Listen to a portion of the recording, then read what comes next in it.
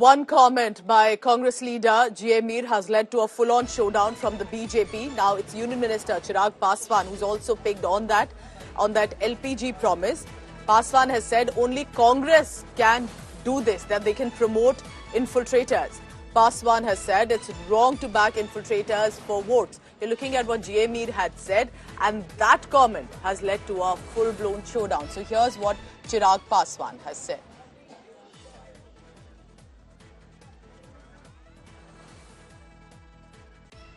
ऐसे में vote bank की राजनीति के चलते घुसपैठियों तक का आप समर्थन करने के से भी आप परहेज नहीं करते हैं, ये कांग्रेस की ही सोच हो सकती है। हमारी सरकार इस बात को लेकर पूरी तरीके से स्पष्ट है कि किसी भी घुसपैठिए को आप लीगली आप आइए ना देश में। हम लोगों ने एनआरसी सीए के माध्यम से तमाम ये व्यवस्था तैयार की है, तो ये कांग्रेस की ही सोच हो सकती है जो अपने देशवासियों को नुकसान पहुंचाकर घुसपैठियों का समर्थन कर रही है। ये एक सोच एनडीए की नहीं। Right, so that's the big news coming in. As expected, the Bharatiya Janata Party leaders have immediately picked on the comments that were made by the leader in Jharkhand. Basically, G.A. Mir had said that we will give subsidized LPG to one and all.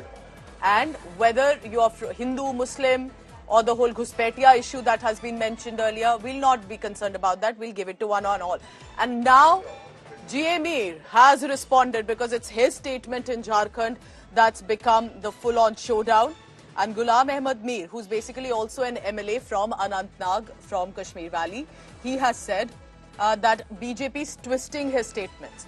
He says that I meant that BJP has been spending crores to spread lies.